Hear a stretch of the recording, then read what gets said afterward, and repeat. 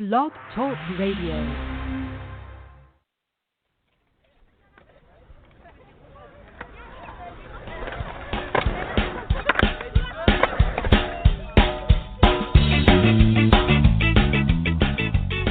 Live from the Talk Radio 49 studios in Little Rock, Arkansas, it's Bad Brad Hicks, Money Mike Carnahan, and of course, the pretty boy, Sean Castleberry. It's your weekly look at humorous top headlines and current events. It's the American Idiot Show.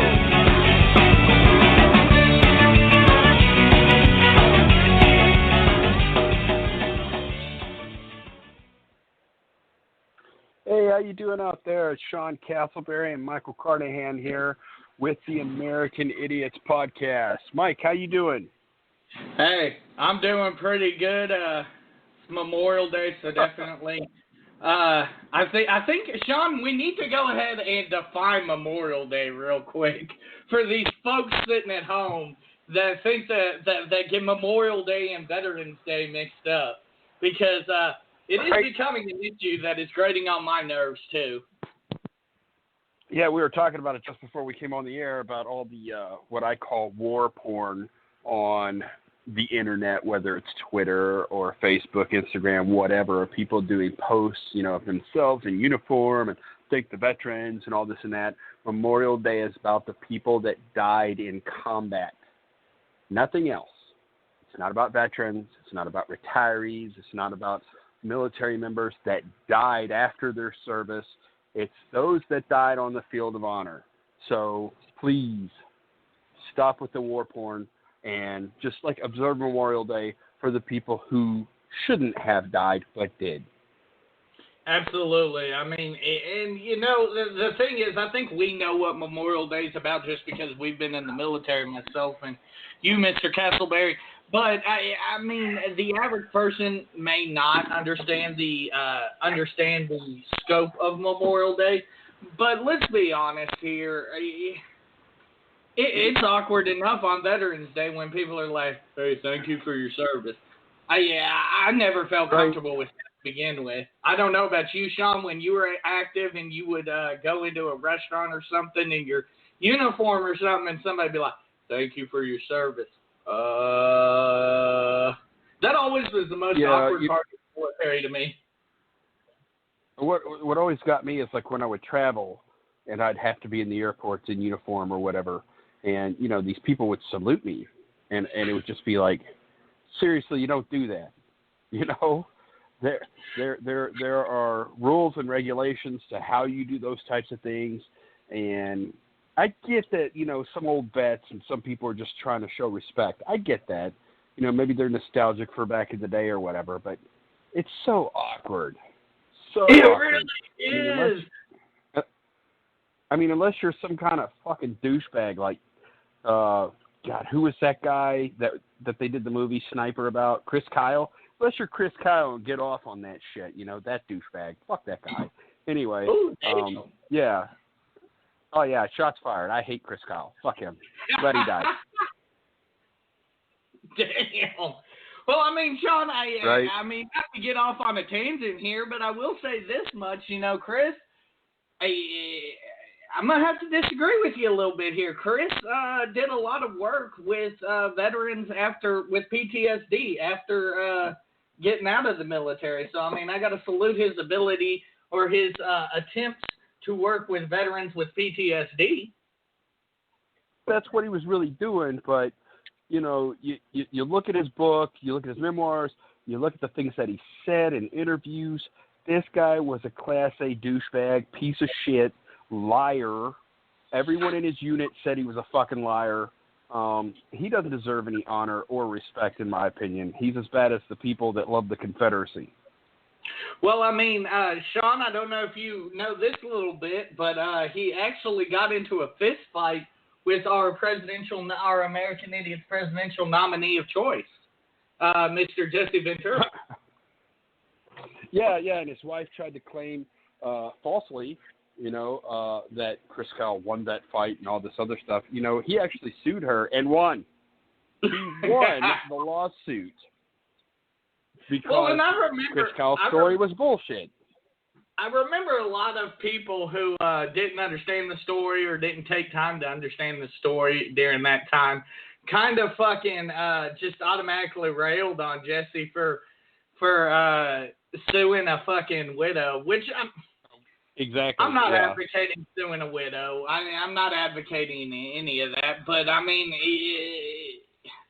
if Jesse felt the need to do it, the law was in his favor. I mean, it is what it is.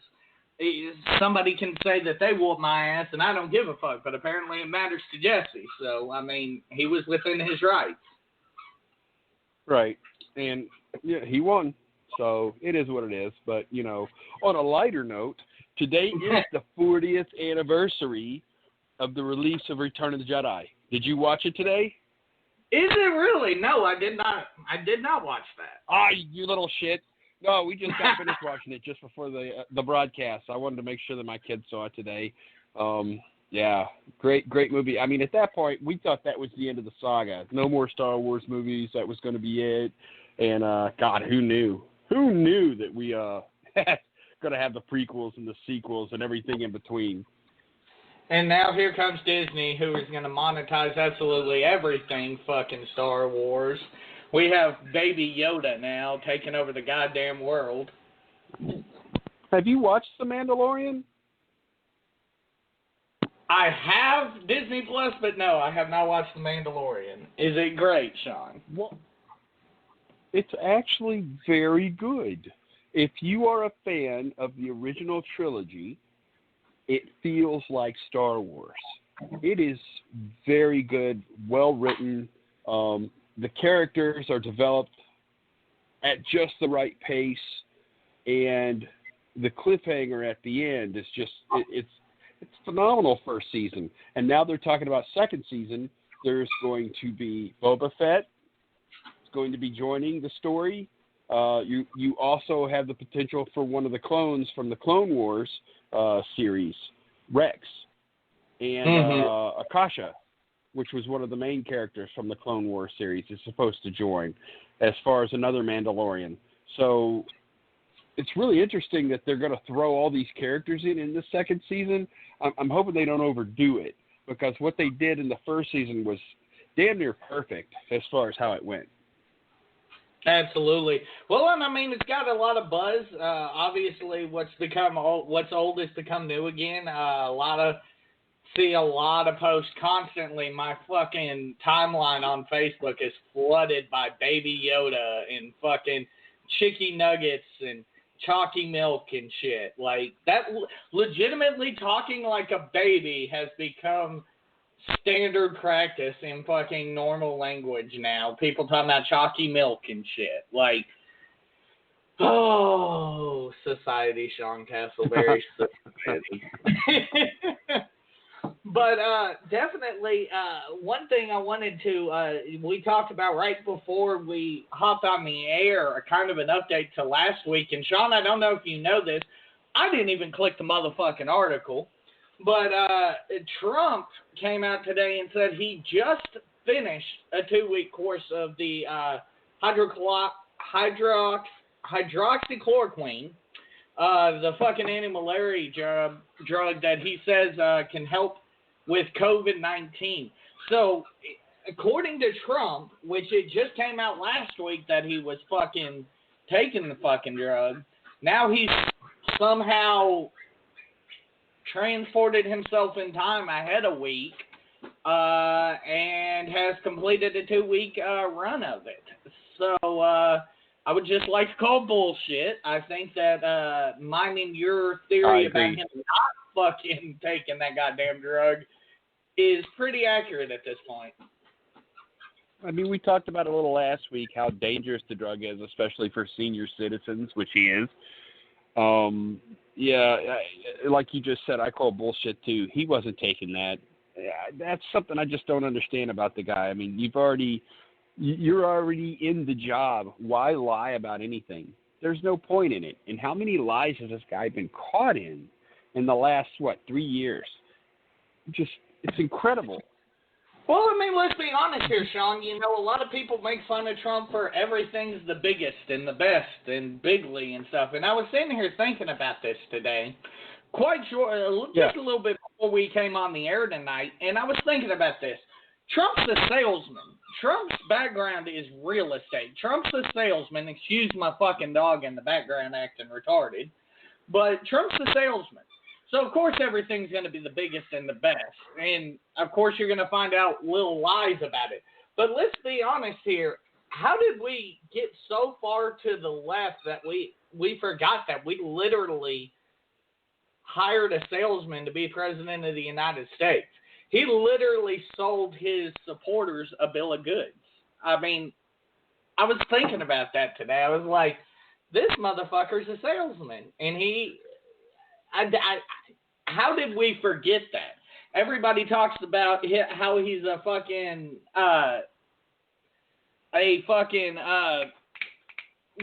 reality TV star, but nobody seems to remember this dude's a fucking salesman at the end of the day. So, are we really surprised that this is what we got? No. I guess what I am surprised about, one, he was elected. That's kind of crazy. But two, like all the shit he said as far as Mexico's going to pay for the wall and, we're going to rebuild the infrastructure and just these blatant bullshit lies that he threw out there to win the election. And he hasn't done any of that stuff. And his supporters are just, that's why I call him Colt 45. I just don't understand the blind support. It's crazy. Well, and I mean, even you look at certain individuals. So you look at the previous two administrations, Bush and Obama. 4 years in, both were reelected, but 4 years in, both of them had some supporters that went to the other side because they called them on some shit that they promised that they didn't fucking deliver. Yet the weird thing is should your prediction hold up as to what you said about what we'll be calling come November whenever we go live, calling the election, should that hold up? I mean, this dude literally is an anomaly as president of the United States that we have never seen before, and I don't understand it. By the way, props to Biden showing up for the first time, and I think they said 2 weeks to do something pretty good this morning. Almost 2 months. Yeah, doing something fucking good this morning, laying the wreath. Obviously, I think we can all probably fucking understand that can be translated back to what would be a glorified photo op, but very presidential, I should say, of him to do that today. I think it was important for him to get out there and do that. He got a lot of shit this week for telling that dude in that interview, if you vote for Trump, you ain't black. Oh my God! No, Sean. The original quote is worse.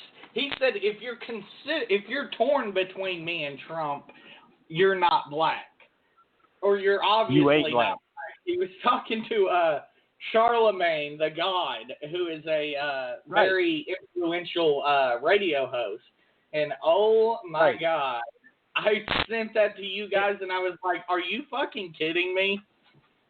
Like, and I listened to it, and he said that as a joke, and, he immediately came out afterwards. He's like, okay, I apologize. I get it that some people would, take it the wrong way, but, man, that shit was funny when you actually listen to it, and that's something that you can honestly say about, Mr. Biden is that he is comfortable talking with African Americans, and he feels that he can joke around with them, and a lot of African Americans came out in support of him, when he told the joke, and they said the same thing. Here's a man, that people forget was picked by President Obama.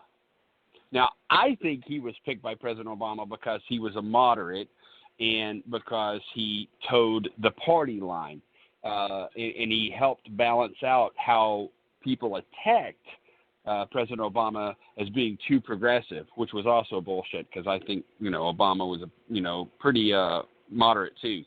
But no, when you actually listen to it, it's pretty funny. You should go back and actually listen to the actual interview.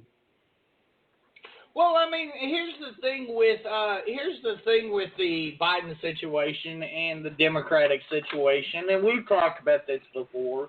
Obviously, Biden's joke was out of touch, in my opinion.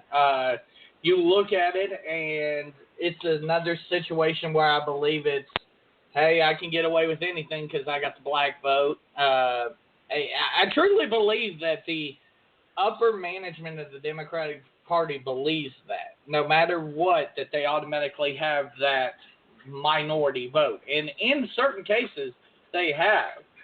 But yeah, it just, I read that, and I was like, I can understand what the fuck you said, but I never want to hear you attack Trump for saying anything he said before, because that was a gaffe like a motherfucker.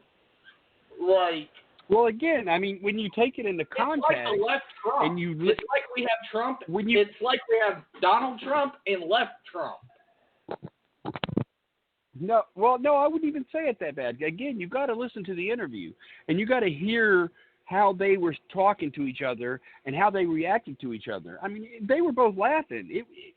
He was talking to somebody that he's spoken to before, and they have joked around about things, and that's why he said what he did. And again, he came out immediately and was like, yeah, I probably shouldn't have said that. But, it was in jest, and it was this funny thing. And, even Trump has said things in a similar way that have been funny. And I've had to tell people, dude, chill the fuck out. The guy's trying to be a human being with a sense of humor. Sometimes he is a funny guy. Sometimes he's not. That's true. I mean, and see, here's the thing, too. I will say this. Some of the stuff Trump says doesn't bother me. Some of the time I'm like, hey, motherfucker, get a sense of humor. But that one struck me as like, are you fucking kidding me, dude? Like, bro, come on now. At first, it looks really bad. Yeah. No, it does look really bad. I mean, when you read the headlines, like, because all it said was Biden says you ain't black if you vote for Trump. It's like, what the fuck did he say? But you actually had to go and look at it. Right, exactly. Well, Sean, we're waiting for our third host here on the show. Let's go ahead and get into one of our topics that we talked about doing tonight, and that's guilty pleasure songs. And I came up with this based upon your timeline for those that are friends or follow Mr. Castleberry. Some hilarious fucking shit on this man's timeline. Right. But you started posting guilty pleasure songs yesterday. Go ahead and talk us through what a guilty pleasure song is and some of yours. So, like, you're driving in your car and you hear that one particular song that just makes you dance. You can't stop. It's great. You know every word. You're singing everything. And the guy pulling up next to you is looking at you like, what the fuck's wrong with this guy? It's just it's that song that you don't tell anybody about, that you just love. And, for me, a lot of those songs happen to be disco songs and new wave 80s songs. So, yeah, I started posting all of these, and I was cracking myself up because some of them are really bad. Like the first one was Falco's Rock Me Amadeus. You've heard that one, right? Are you there? Oh, no. I think I've lost Michael. All right, so I'm going to go back. I'm going to read my list off to everybody so that everybody can see how terrible my music selection was. But I started off with Falco's Rock Me Amadeus. I went on to Adam Ant's Goody Two Shoes. Frankie Goes to Hollywood, Relax. The Stray Cats, Strut by the Stray Cats. Duran Duran's Rio. Bananarama, Cruel Summer. Kim Wilde, You Keep Me Hanging On. Scandal, Patti Smith, Goodbye to You. The Go-Go's Vacation. The Bangles, In Your Room. Bananarama again with Venus. Murray Head, One Night in Bangkok. Tony Basil, Hey Mickey. Let's That's see, definitely a good one. right? Pop music. Olivia Newton-John, Magic. I was a big Olivia Newton-John fan back in the 70s. ABBA, Take a Chance on Me. I love ABBA. Casey and the Sunshine Band, Give It Up. A huge Casey and the Sunshine Band fan. Kaja Gogo, I know I'm saying that wrong. Too Shy. Modern English, I Melt With You. And I finished it off with 2 songs by Wham, because I'm a huge George Michael fan. I love Wham from back in the day. I'm Your Man, The Edge of Heaven. And then my last one, of course, was Duran Duran's The Reflex, because that was just an awesome song and video back in its day. Now I hear any of those songs, I'm grooving, I'm dancing, I'm happy. I love all of that. So I didn't realize what a new wave fan I was until then. And I completely missed David Bowie too. There's a lot of his songs that I need to add to that list. I'm going to make a playlist off of YouTube with the one that I just did. How about you? What are yours? I've got a few of them. Of course, I'd Do Anything for Love by Meatloaf is fucking amazing. Of course, I gotta go fucking. Can you really call Queen a guilty pleasure song? I mean, come on now. I don't know. No. No, the guilty pleasure has to be a song you wouldn't listen to around me or Brad or any of your friends. That's why it's a guilty pleasure. Bob's a good one. There's quite a few good ones, John. There's quite a few good ones. You said Bop. I'm gonna be right back, Sean. I have to check on something. I'll be right back, but give me a few more of yours. Okay, let's see. You mentioned Bop. So when I first got out of the military, and one of the first jobs I got, I was working in a mall, and NSYNC was really popular. So I had to hear all of that was going on. And some of those songs, I don't know the names of them, but some of them I'll hear them, and I'm just like, oh, okay. Yeah, that's NSYNC. And then Sixpence None the Richer, Kiss Me, that was one. I definitely like that one a lot. There's a song from Benny and June, I Would Walk 1,000 Miles. That's a really good song. What else?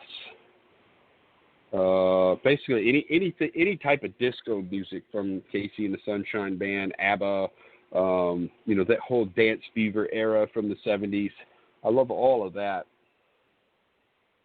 He's left me here in the studio by myself. What do I do? What's going on? Trying to entertain everybody. I just had to run through a driving rainstorm. Oh, yeah? Yeah, it decided to pour. It decided to pour all of a sudden. It's like crazy out there. Oh, it's not raining over here.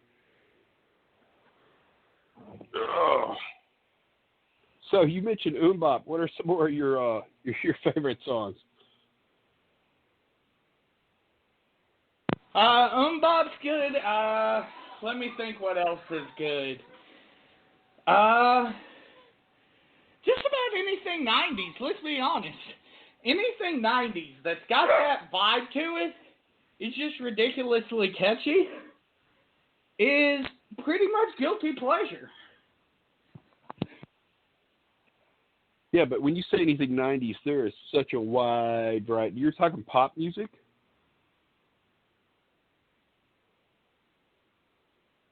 Yeah, anything 90s pop is pretty much guilty pleasure songs.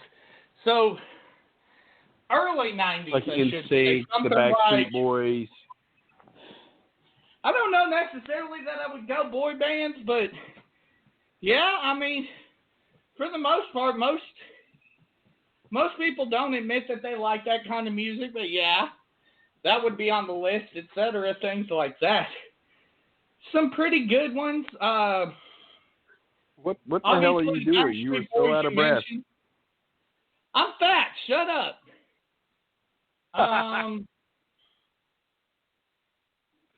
NSYNC, the Backstreet Boys. There's a couple other songs that, obviously Hootie. I wouldn't quite admit that I'm a Hootie fan in all circles. I do know that would definitely be something. That would definitely be something that I would say would be a guilty pleasure. Where are you on Hootie, Sean? Is that a guilty pleasure technically? I don't know. I can't say that I remember a lot from the 90s. I was in the Army the entire time. So, that involved a lot of alcohol, a lot of blacking out. So, I honestly don't remember a lot about the 90s.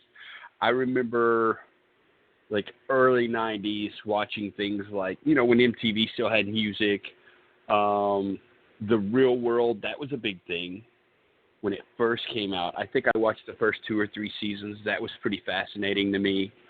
But music, there's not a lot of music I really remember. I'll hear it and it kind of, oh yeah, okay, now I remember that. But it's nothing that, I just wasn't a big 90s music fan.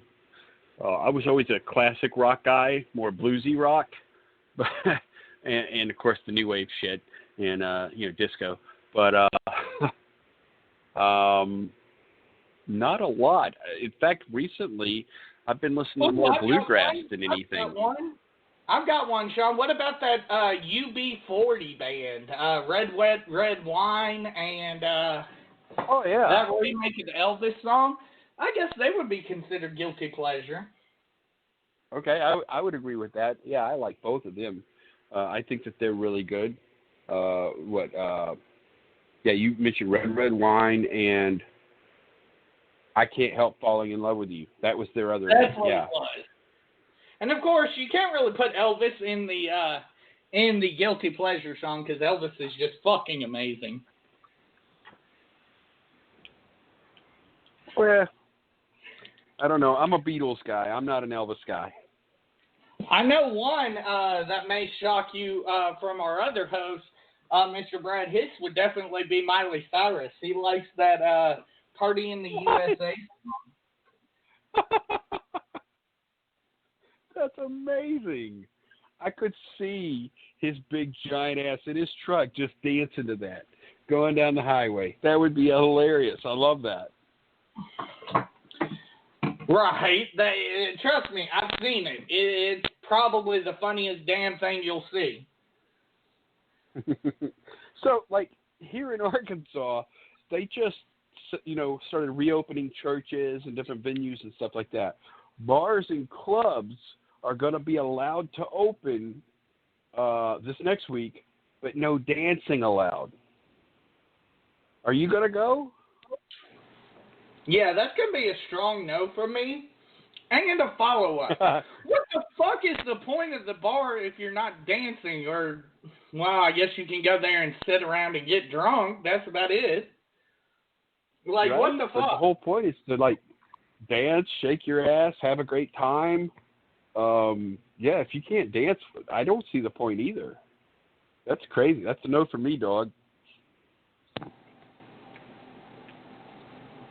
Wait, hold on. Does that extend to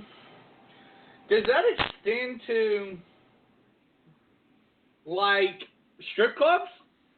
Like, does that mean strippers are going to be there, but they're not going to be dancing? Well, I'm sure they're going to have them like taped off 6 feet to the pole. They just won't be able to do their private dances or anything. True. Now, they're going to be wearing a mask, too, so that's going to be interesting. That will be interesting. That's probably about the most articles of clothing that they'll have on. So does that mean that you're going to Visions this weekend? No, I'm absolutely not going to Visions, but what I was about to say would definitely ring true for Visions. Instead of the Arkansas Beverage Control Association coming in and busting and shutting the place down, now they have to worry about the CDC. Right. Of course. Gotta love Gotta love capitalism. But Sean, Right. you actually... So what? Go ahead. Yeah, go ahead. Oh, no, I was just going to say, you kind of laughed at me earlier about my, when I sent you information, you mentioned about the clubs and bars and things reopening. We talked about the current level of cases here in Arkansas earlier, and you kind of laughed at me when I said it, but I mean, they're talking about a second peak coming through, but I'm not necessarily seeing a peak. I'm just confused as to, it's been steady. There's no peak to me. But in addition to that, I mean, we're supposed to be, if I read Trump's plan correctly, that he laid out, the guidelines he laid out for reopening, you're supposed to be without any new cases for 14 days before you can enter phase 2. Am I correct on that? I mean, that's how I understood it. So I don't know. I mean, everything changes from day to day. You know, I've been one of the lucky ones to be able to be an essential worker. So the number of changes that we have gone through has just, I mean, it's every day. Every single day, the screening questions, how they take your temperature, where they take your temperature, how they block off everything. I mean, it's just, we're just so used to the changes now that it's just like, okay, whatever, you know, just point me in the right direction. Let's go. Yeah, it's hilarious. But what do you think about them reopening the churches? I mean, I tell you what, my significant other, my girlfriend, she goes to a church here in Sherwood, and I actually believe that they're probably one of the few churches that are doing the smart thing. So even though they've been given the go-ahead to reopen and shit like that, they're holding off until they can feasibly seat all of their until they can feasibly seat all of their congregation. This is one of those larger churches that have multiple services, but they're holding off until they can reasonably sit their congregation without, you know, potential for issues. So they're still doing it via Zoom, I believe. Okay, yeah. I mean, like when I heard that, I was just like, yes, open them all. Open all the churches. Let the flocks come in. Yeah, I got a morbid sense of humor. But, you know, they're like running around, you know, talking about how, we don't need any doctors or medical scientists. We have divas all over the state. It's insane. It's just like, okay, go to church. I don't care. Darwinism works. The natural selection actually works. Please go. Please no. Deny science all you want and go. Please do this. You know, my favorite person was the guy who was like, you know what, fuck Trump, fuck the government, they can't tell me how to run God's law, and I'm still having church bitches and all sorts of shit. Oh, those are Did those he are actually my say I'm still having church bitches? Okay, I don't think he said I'm still having church bitches, but, you know, basically. I mean, I would go to that church. God damn it. That would be amazing if he was like, God damn it, we're having church bitches. I'll be there at 9 o'clock. I got to see this for myself. Yeah, exactly. And I mean, I'll tell you what, certain churches, I will say this, Sean, and I know you haven't been around church for quite some time and things like that, but there are certain churches out here that I will give credit to. You know, a lot of them say that they don't disbelieve in science just because vaccines, for example. You can pray for a cure for this disease. What if science's answer is God's way of answering your prayer? Not to get off into this heavy shit, but, you know, right. I will say this. Certain churches are getting smarter. Well, yeah. I mean, I don't knock all the churches that are around here. I mean, there's probably more churches in the state of Arkansas than most other states, outside of the South. And there's one on every damn corner around here, and each one has their own little sign and their own dogma and everything like that. But some of them actually do some good things, like the guy that we interviewed a couple years ago that's trying to combine all the homeless shelters in Little Rock. That's like a really cool thing, and I admire it when they actually go out and try to help people and do things like that. But the ones that are just running around, like, I ain't doing the vaccine, mark of the beast, with the microchip from who. It ain't happening. Please, seriously, like, get off the Kool-Aid. That shit ain't real, man. Just live and let live. And quit worrying about bullshit that ain't real. Just, you gotta enjoy life and quit this victim mentality. Absolutely. I mean, people who, it's kind of like the politics debate that we talked about. People on both sides of the aisle will just stick their fucking heads in the ground eventually. No, and they won't listen to shit. And it's the same you're way absolutely right. It's the same way about religion. You have these people in the church that just refuse to believe in shit besides what they're taught in the Bible. And they take this literal interpretation of the Bible. Heads up, people. Yeah. The Bible is translated God knows how many times. And let's be honest, probably been loosely translated by this point. People just don't think. Right, I would agree. Well, I mean, you have those people out there that are, very stern believers. This is the Word of God. And there's nothing wrong with it, and it's the infallible Word of God, and that's what they believe. They've been taught this since they were children. They've gone to church their entire lives, and I get that. I used to be one of these people. I was an ordained minister at one time. You just come to a point, though, you start looking at the contradictions of this book, There are over 100,000 different contradictions. The miracles, you can't prove any of that. You can't prove that there ever was a God, ever will be a God, and of course the argument will come back, well, you can't disprove it either. I'm not making the claim that there's a God. So until I see evidence, I'm not going to believe. And again, I don't want to knock people that do believe because that's their thing and it makes them better people, whatever. Just stop denying science. I mean, these people that let their kids die because they got to pray over them, man, that's fucking torture. That's wrong.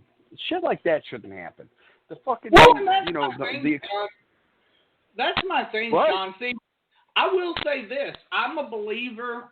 I believe in God. I believe in Jesus, all that stuff. But at the same time, people who are like, oh, you vape. You're going to hell for ruining your body. Motherfucker, please. You eat that 4 cheeseburger and tell me I'm going to hell for fucking ruining my body. And things like that. Like, people are all for a literal translation of the Bible, which, trust me, I'm not. I believe that God used metaphors, for example. Okay. So, I mean, I can't quite explain everything because I'm not read up on my Bible. I can't quote verses and things. But I believe God used metaphors. Honestly, right. That's what I believe. I believe God used metaphors. God didn't literally mean, hey, motherfucker, what's some of the stuff you told me? If you eat shrimp, you're going to hell. Motherfucker? Okay. I mean, I literally don't believe that. If you do believe that, then shit, you're fucked. I mean, let's be honest here. And people that literally can break down and say, oh, well, I'm a good Christian boy, et cetera, et cetera. Well, motherfucker, you also got a can of Skull in your mouth and fucking all this shit, and you're supposed to treat your body like a temple. What about that cigarette you got there? Them fucking narcotics you're cooking in the back, fucking Walter White. I mean, come on now. Wow. Literally. Preach it, brother. Literally, my thing is this. If you live your life, be a fucking good person. And guess what? At the end of the day, it's kind of like my mom used to tell me, Michael, I'm going to try to be the best person I can be.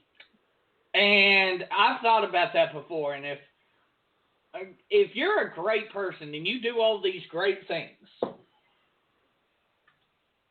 and you don't fucking get into heaven, is heaven really a place you want to be? If, let's say Gandhi, for example. Gandhi didn't believe in God. I don't believe so. He was a Buddhist, correct? No. Gandhi was a Hindu. Well, shit. Gandhi didn't believe in Christianity. Say Gandhi fucking gets up to the pearly gates, and they're like, bro, you didn't believe in Jesus.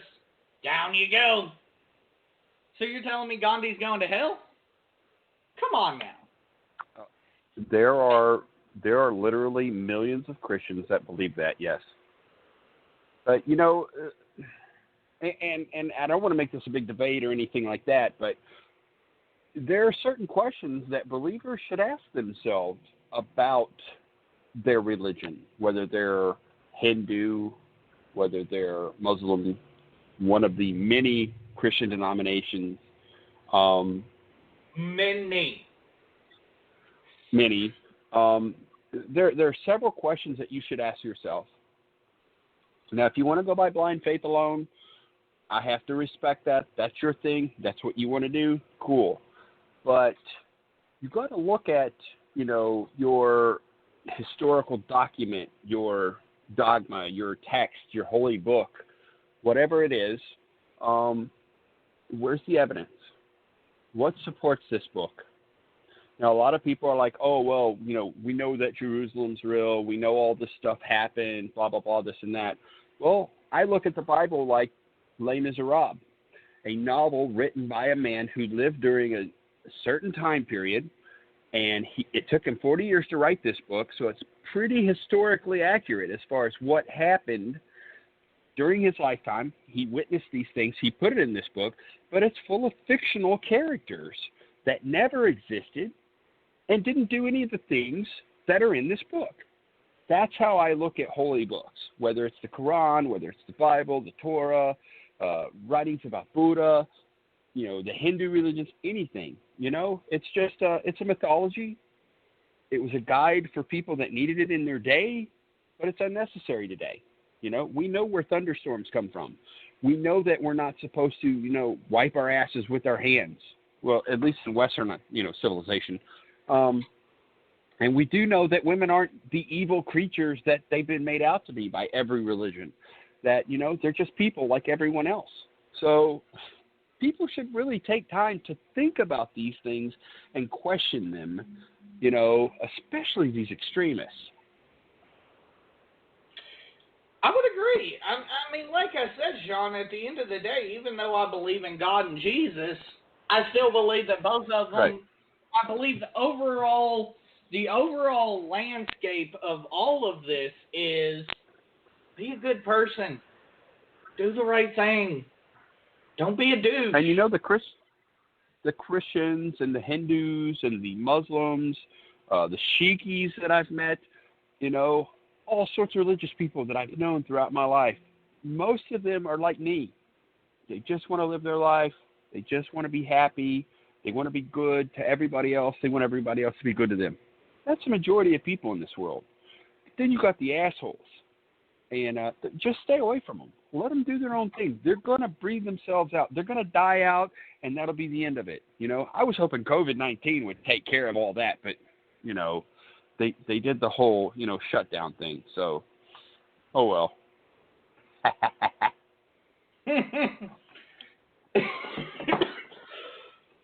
Excuse me.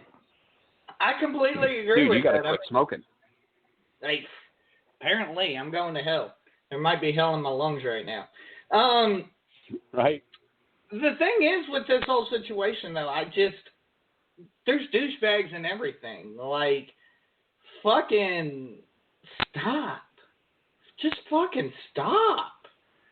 Like, stop being a douche. Be a good person. Your parents hopefully instilled good things upon you, even though God knows in the South they may have instilled racist tendencies, but still, take the good. Use common fucking sense. Common sense is a misnomer, though. You know, is sense really common? That's one of those things everyone needs to think about too. You know, sometimes people are smarter than others in different things. That's one of those little sayings that has always irked me my entire life. I've never liked that because it tends to make people look stupid, and I don't like it when people do that to other people. I agree, but my thing is this: common sense is be a fucking good person. Help your fucking neighbor out. If your neighbor's stranded on the fucking side of the road, you shouldn't have to sit there and think, "Oh, they're gonna rob me." Fuck that. Like, you should be like, the first thought should be, "Hey, let me fucking help this person out," type of situation. So here's a little test for you. We'll test your common sense here, okay? You're in church, and you're leaving because the sermon's over, and you look down, and at your feet is a $100 bill. What do you do with that $100 bill? What does common sense tell you to do with that $100 bill? Common sense tells you to fucking be like, "Yo, whose $100 bill is this?" And you can't use this with me. Really? Really? Hold on. You can't use this with me, Sean Castleberry, because the one time I've ever found a large bill, it was in middle school when I was at Sylvan Hills Middle School. And I actually turned that sumbitch in. I actually did. I did. I turned that sumbitch in because, Sean, at the end of the day, here's the thing. that person needs that money. If you pick that up, right? Right. If you pick that up, put it in your pocket, no one sees you do that. Possession is 9/10 of the law, correct? Correct. You hadn't done anything wrong. Maybe it was a blessing from your God that you found that $100. Right? I mean, true. But at the end of the day, maybe that blessing is a curse to somebody else. I mean, if somebody loses money, people have lost money, all throughout history, right? I mean, yeah, it's sad. Now, if you put that in your pocket and you start to go out the door and somebody's like, "Hey, somebody dropped a $100 bill. Hey, I found that. Here you go." Now you can feel good about that, right? I mean, yeah. Or they may even announce it later, say at the evening service. Hey, earlier today, little widow Betty Sue dropped a $100 bill, and that was her rent money or some shit like that. Did anybody happen to find that? Oh, cool. Here you go. Yeah. But if nobody says nothing, somebody drops a bill, dude, that's yours. Who the fuck do you know named Betty Sue, Sean Castleberry? Do what? Who the fuck do you know named Betty Sue? Oh, I don't know anybody named Betty Sue that I know of. Oh my goodness, that is the most country name I've ever heard in my life. Are you kidding me? I've met a girl named Clementine. Bullshit. I did. It was about 12 years ago. Yes, it was about 12 years ago. I took my son to a park in Conway, Arkansas, and this old man had his granddaughter there, and her name was Clementine. I thought that was the neatest thing. Yeah. Dude, that's pretty awesome. That is pretty awesome. But just, oh my goodness, especially in today's world where people overthink everything, including fucking what to name their child. We have fucking best-selling books, Sean Castleberry, outselling fucking medical books and shit that can actually improve people's life about what to name your fucking child and what it means. Right? Like Elon Musk. Did you read about that? No. Okay, so Elon Musk and his girlfriend, I don't think it's his wife, they named their kid X, A, B, Z, like I11 or something. I don't even remember what all it was, but they actually had to change a bunch of it today to Roman numerals because California state law wouldn't let them keep the numbers in the name. So it's like this really odd alphabetical numerical name thing. Yeah. I don't even know what you call the kid. 10? X? I don't know. I mean, my goodness, yeah, like, that poor child. Like, have you ever thought about this? This is what you should be required to think about before you're naming your child. Okay, you ready? I'm going to set the scene. It's the first day of school. Okay. And the fucking teacher's doing roll call. And they have to be like, X, 2, 4, 6, alpha, omega, Q, 265. Like, motherfucker, you're just setting your kid up to get ridiculed. Well, it's like that. There's a couple up in Michigan a few years ago tried to name their kid Adolf Hitler, whatever their last name is, Baker, whatever. Oh my and God. of course the state refused to allow that to happen. And they went to court and they tried to sue. And I lost track of the case after a while because it came out about 2 or 3 times that this was an ongoing thing. And of course they were white supremacists and Nazis, and they wanted to. So obviously, Sean, I will say this: I definitely do not support fucking what they believe in shit. But I mean, at a certain point, can the state really do that? Like constitutionally? I mean, I think the world has declared that the name Adolf is ruined forever. Well, I would agree. And once again, I wouldn't want to be named Adolf, but constitutionally... I mean, I don't know, man.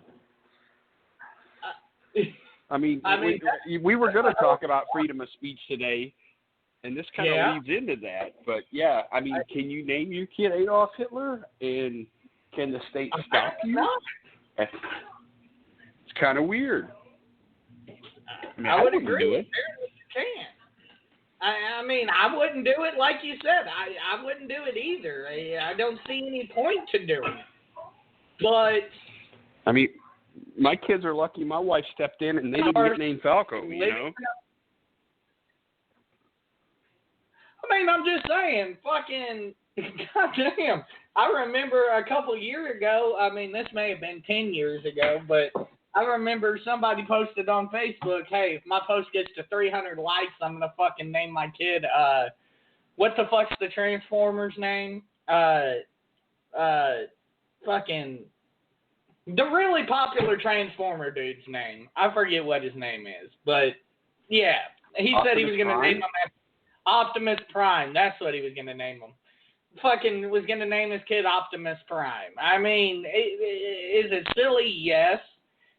But, I mean, it's their kid. And guess what? I met a guy in California who had legally changed his name to Optimus Prime once. I mean, at the end of the day, Sean, at the age of 18, you can change your name if you don't like it, motherfucker. Well, yeah, I thought about that when I was growing up. I wanted to change my name to Danny California. My wife still asked me for that. Oh, yeah, I would have done that in a heartbeat. Was this before or after the Chili Peppers? Oh, this was way before then, yeah. Oh, wait, yeah, I was like fucking 14 when the Chili Peppers came out with that. So, yeah, this was a little bit before that. That's hilarious, right? Though. Would it have been D-A-N-I or would it have stayed D-A-N-N-Y? I would have been D-A-N-I.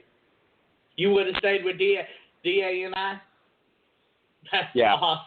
Yeah, in fact, when I play video games, that's usually my go-to name. I'm Danny California. Hey, how's it going, man? Yo. So everybody look it up on Sean's platform of choice. Look up Danny California. You just may be playing video games with Sean Castleberry of the American Idiot Show. Did you just say video games? You sound like my grandmother, man. I love them video games. They're rotting the people. And you they're just rotting sit the there, kids' minds. play that video game, that Atari, whatever it is that you be playing, Nintendos. Oh my God, every fucking grandparent alive thinks every video game is Super Mario. Why don't you play that Right. Super Mario Brothers? You back there playing them asteroids again. Yeah, Frogger. Right? Oh, Like, goodness. if my grandparents could see the video games that were around today, oh, they'd be blown away by that shit. That's Yeah. crazy. Like, they saw me play games like Pong and Pitfall, and they were just like, okay, not impressed. But could you imagine them seeing Madden 20? Oh, right. Absolutely. I mean, the millennials get all the, the cool shit. They're always like, oh, we got the best games, blah, blah, blah, this and that. Dude, we've watched that grow from the beginning, from Pong until today. We've got to enjoy all of that. Absolutely. And, that kind of does lead into a little bit of freedom of speech, too. We were talking about a second ago. Video games. Oh, yeah. Obviously not now as much. They still technically are censored because they have the ESRB rating system on them that I believe was mandated by, it could be John McCain. I could be wrong on that, but I believe it was John McCain that was leading that charge back in, I want to say, 96. And I think the first one that was Mortal Kombat. And then the next real wave I can remember was Grand Theft Auto. And, I mean, technically, that's a little bit of free speech. And people are, it got attacked. I mean, we talk about, do we really have free speech? Not so much. Well, okay, so in America, do we have freedom of speech? And one of the reasons why I want to talk about this, because something funny happened to me this week. Obviously, I'm on Facebook. Everybody sees me post all the time. And, I don't hold back. Fuck is one of my favorite words to type on Facebook. And what was that? What was what? That big scream. I don't know. Sean, are you haunted? No. No, seriously, I just heard like this big. I thought like you dropped something on your toe or your dog bit you or something. No. I have no clue. Okay, that was weird. Okay, Sean, anyway, that was weird. Right?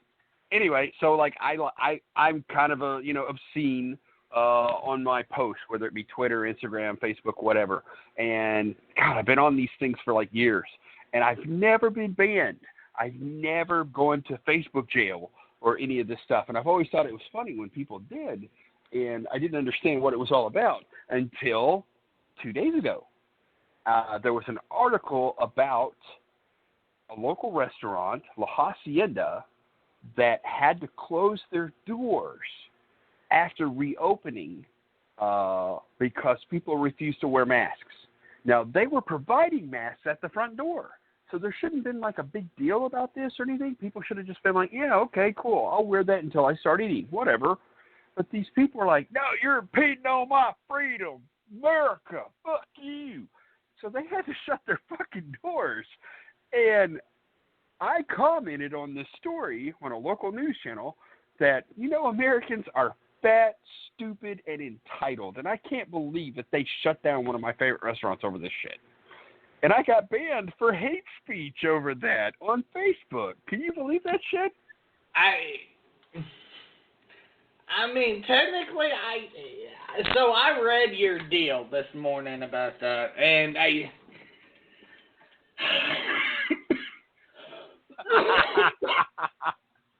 Listen part to of me me sighing. thinks of it like this, Sean. Part of me thinks if you use certain words that there's like an automated system that Right. it automatically triggers it, and there's really no checks and balances with that. Right. And I think that's what you may have fallen into on that. But I mean, And it might have been. it's not like a lot of my friends have. It's not like you're looking at somebody particularly and being like, "Hey, you're a fat, stupid bitch who's entitled." Right. You're kind of just taking a group and saying that they're fat and stupid and entitled. Right, and that's the thing. Someone obviously reported me for saying that. But what's funny, though, is that my response to Facebook was, Americans are, one in every 3 Americans are obese. So we are an obese society, so we're fat. As far as industrial nations go, Western nations, we're the most uneducated. So we're stupid. And Americans think they're the best at everything, right? So we're entitled. So everything I said was a fact. I just said it in a way that was kind of insulting because, again, I'm obscene and I do that. And I think it's funny.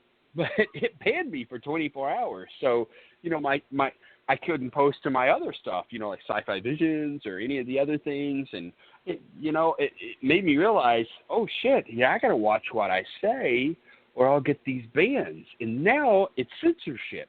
And I hate censorship more than anything. Can't stand it. All my life, the Ku Klux Klan has been able to hold rallies all over this country and say the most vile, evil, fucked up shit on state capitol grounds all over this country. And they're protected by the First Amendment. And if they can do that, then I should be able to say whatever the fuck I want, or anybody else should be able to say whatever the fuck they want. As long as they're not intentionally harming somebody, because words don't actually.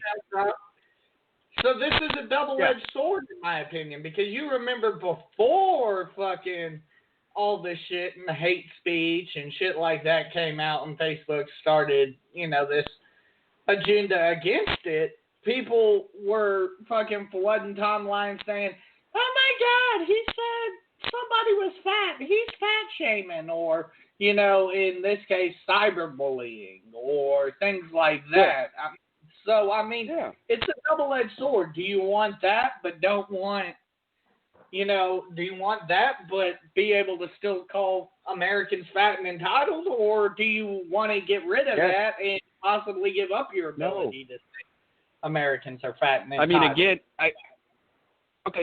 I get that Facebook is a private entity, and they can make up whatever rules that they want, which sucks. Hold up, Facebook private? I thought Facebook went public. No, but what I'm saying is that it's not controlled by the government.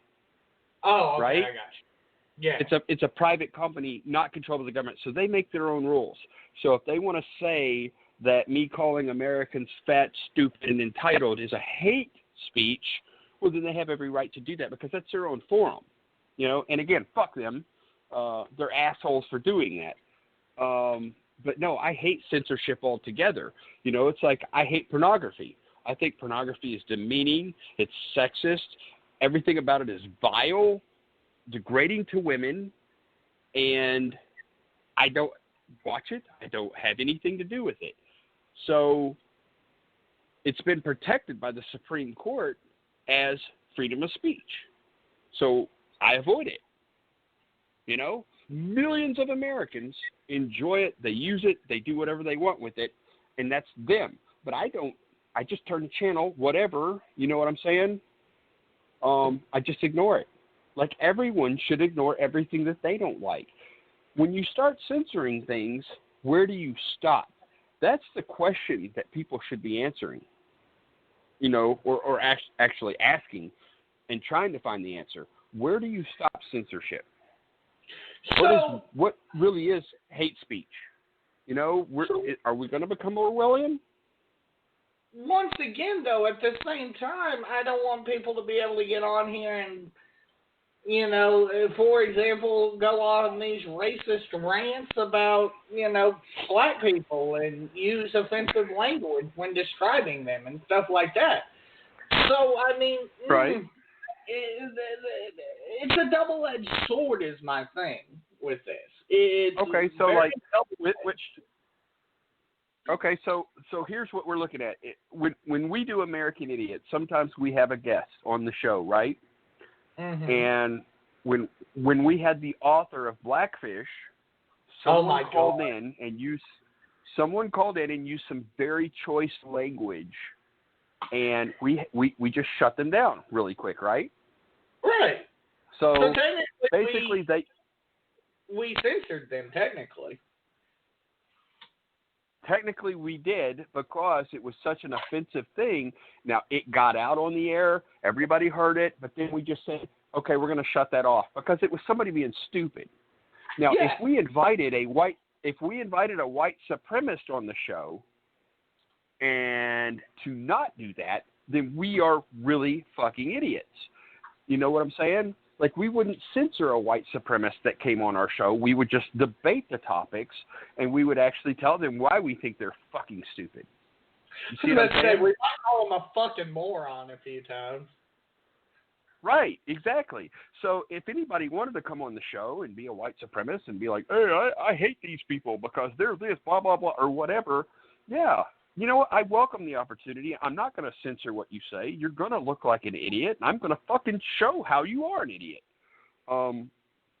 But then again, you know, anybody else that we had on the show, if they just crossed a certain line, that's the things that I'm talking about, you know, when you talk about, say, the trans issue, when you talk about civil rights, when you talk about gun rights. What's going too far? You know, is calling a gun owner an amosexual, is that going too far? You know, is calling every Catholic priest in the Catholic Church a pedophile going too far?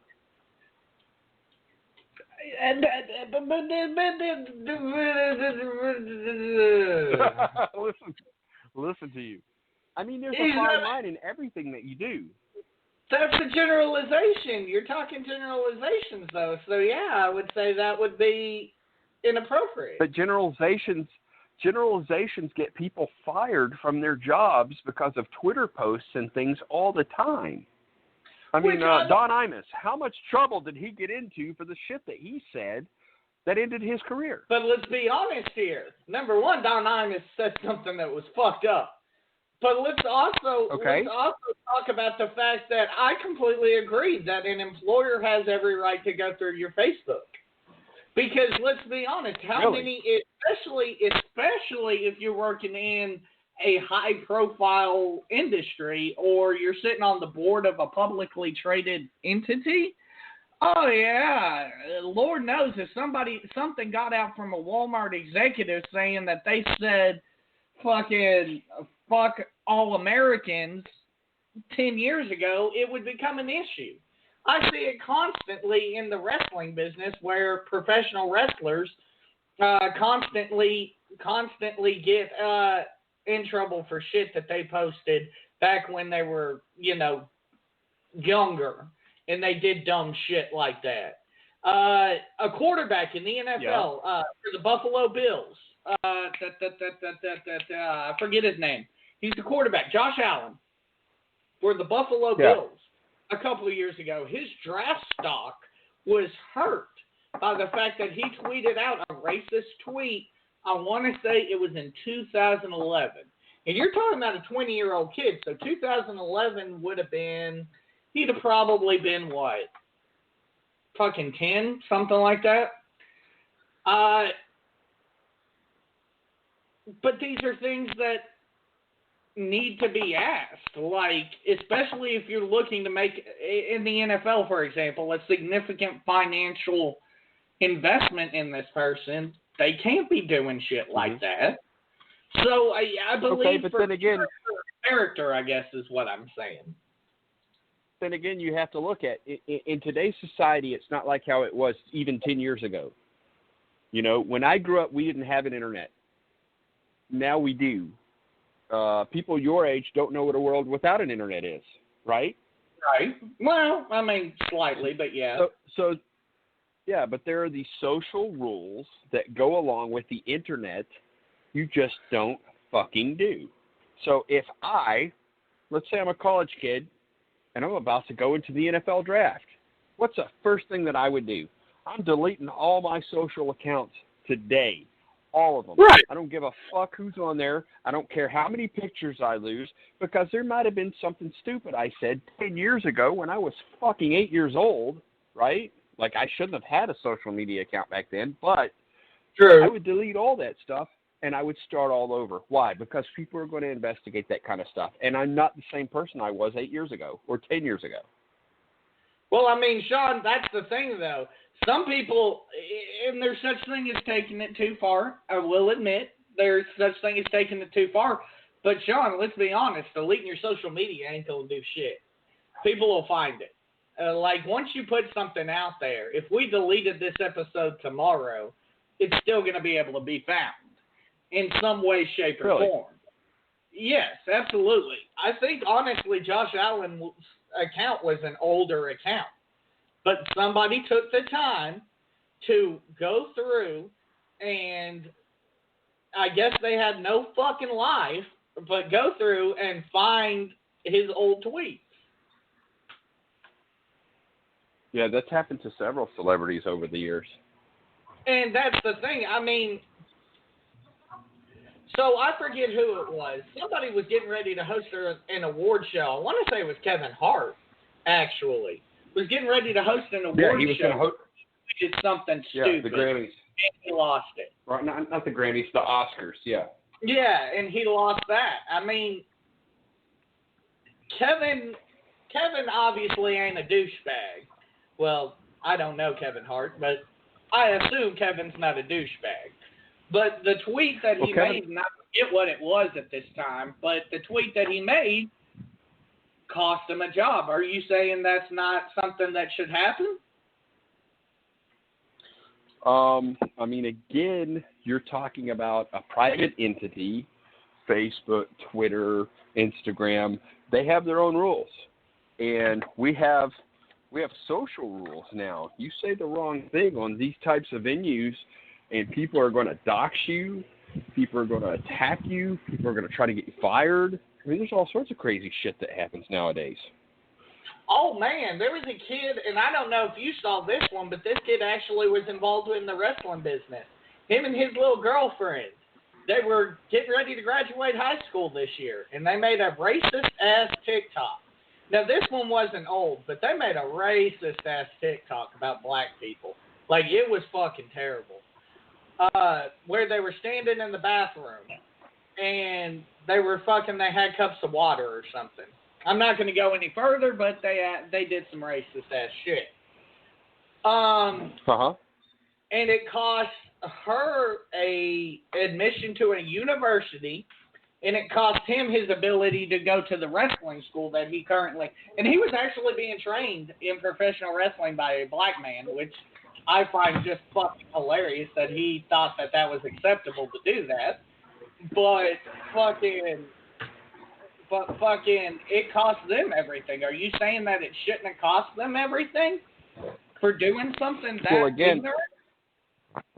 Well, again, I believe everyone has the right to freedom of speech. And I look at it this way. I want everyone to be able to say whatever the fuck they want, because then I know exactly who you are. So when that guy stands on the steps of the Capitol and he's spouting all his white supremacy, right? I know who he is. I know who to avoid. I know what businesses not to go to. I know his last name.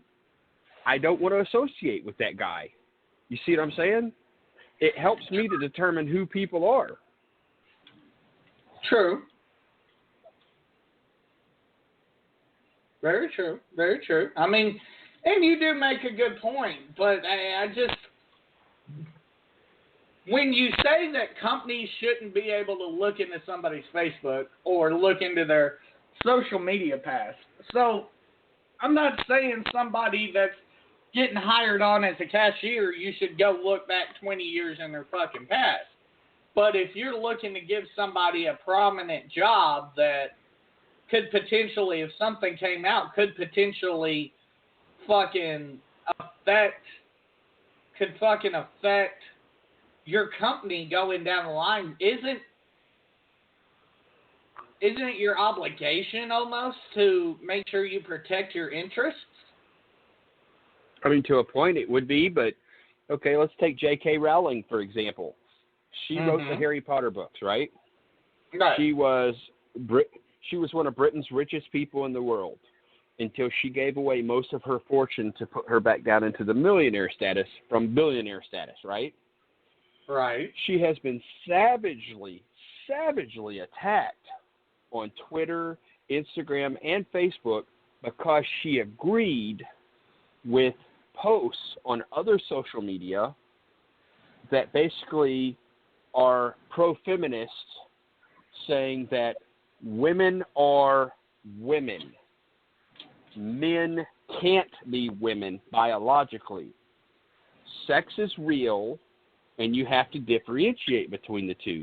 And the trans community has just tried to obliterate her on social media.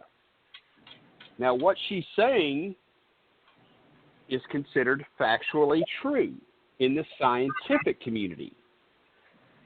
But in the social community, it's not. And people that speak out against certain issues on social media, again, they can be doxxed, they can be fired, all sorts of crazy mess happens. But here's a high profile, no one's talking about it. I mean, you should look it up. You should look into the details of this. It's really interesting. Well, I mean, and Sean, to a certain extent, who am I to say that if you identify as a woman that go for it? I mean, whatever. But this is, I mean, the only way, Sean, is how does somebody identifying as a woman that was born a man affect you, minus going back to the bathroom debate? Well, you're a man, right? Right. You're male, so you don't have any understanding of what it means to be a woman, right? Okay, so then we'll flip it. What is a chick or a female that was born a female that wants to be a man? How does that affect anybody? Again, you're a man. In your perspective, from your point of view, how could you understand such a thing? Right? But I just flipped it. I said a man. What if a woman wants to be a man? You're not flipping anything, because this is an issue about sex, right? There are two sexes, male and female, right? Right. Just basic biology. Now, if I want to say that I self-identify as a woman, right? What sense does that make biologically? It doesn't. Okay, so if I say that I self-identify as a billionaire, does that make any sense? Well, no. Can I walk into Bank of America and demand my money because I self-identify as a billionaire? You may be going to jail. Okay, so why should a man who tries to self-identify as a woman be taken any less seriously? I mean, I wouldn't disagree with you, though. Like, okay, if so a man wants to identify as a woman, but a woman wants to identify, or a woman wants to identify as a man, Bob's your uncle. There you go. What the fuck ever. Be you. But my thing is this. I mean, the only way it affects me or you, it actually affects me or your daily living, is if they decide to enter the bathroom. And now you're getting into the bathroom debate. No, it actually affects a whole lot of different things. Again, you're not a woman, so you don't understand these things. When you talk to women about these issues that are actually concerned about it, you actually get a different narrative besides bathrooms. Okay? You can actually talk to homosexual men and lesbian women about this issue and how they've been attacked savagely online. Like, for example, if I as a man self-identify as a woman, but then I call myself a lesbian because I'm attracted to women, but women that don't like penis won't sleep with me, now I call them transphobic. Does that make any sense? I mean, It's happening every day all over the world. Lesbians that don't like penis, that don't want to be with a man, are being called transphobic because they don't want to have sex with men who identify as women that have penises. Now, I thought this was a whole great big alphabet soup full of love and joy, but yet they're all fighting amongst themselves. Gay men are being attacked for not having sex with trans women because they still have, their parts. Or maybe they've transitioned all the way, and gay men just don't want to have anything to do with them. It's really fascinating when you actually delve into this subject and you look into the ridiculousness of it. How people are being forced through this groupthink, this Orwellian groupthink, to either accept it or you're bad, you're transphobic, you're homophobic, you're all these bad things. I mean, I hate to say that the conservatives are right about anything, but when the legislation was pushed through for gay marriage to go through, which I do agree with, anybody should be able to marry whoever they want as consenting adults. But when the conservatives were like, you're opening up, an entire Pandora's box of bullshit, they were right about that. Because now this whole other movement got to basically ride the coattails of the Pride movement, and now they're disrupting everything. They're attacking heterosexuals, homosexuals, lesbians. They're savage against anybody online. It's really crazy, dude. I mean, true. I mean, I would just say look into it for yourself. If you go online and you start, spouting this or talking about it or asking questions, you're just going to get shut down online. Any type of social media, because I've tried to do that just to ask questions like, hey man, you're a woman, do you believe this, do you believe that? And it's just like, oh, you're evil. It's like, what the fuck, I asked a question, Right. But if you actually look at what's going on, like Great Britain's prison system, dude, just check that out alone. That will blow your mind what's going on in the prison system with trans people. It's fucking insane.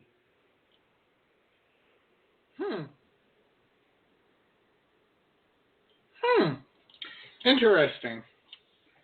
That is an interesting quandary. I've always wondered that, is how that situation works its way out when people who identify as the other gender work their way into the penal system or what have you. Like, is a male who identifies as a female housed with females or males? Right. I mean, I guess it's a bathroom debate all over again, but those are and you remember when this bathroom debate in North Carolina really became big, and I was like, dude, it doesn't matter who goes into what bathroom or anything like that.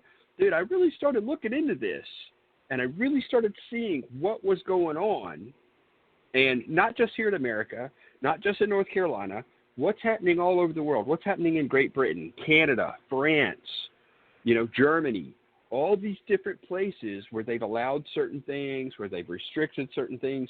You got to look at the big picture and what's actually happening and what's should be happening or not. Because I believe everyone should have a safe space. Don't get me wrong.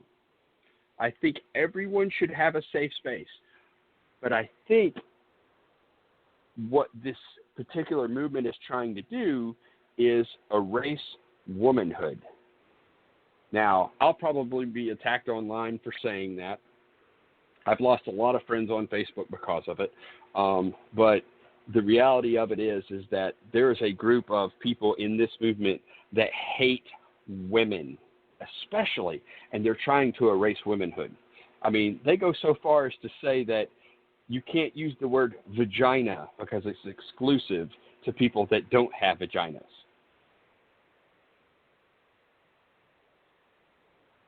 Are you there? Oh, I apologize. I was talking with the mute button on. I would agree with that. I mean, once again, you're sitting here talking to somebody that sat here and listened to people who I've been told that you can't use certain words anymore because they're male words and shit and female words, and I'm like, this isn't Spanish. We don't have gender words. And all sorts of shit. And now there's actually, I did read that the Spanish language is being attacked quite heavily for its gender-specific words.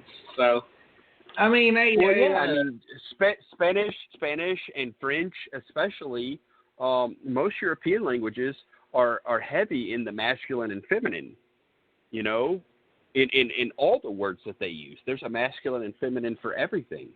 Because that's how biology works. We have male and female.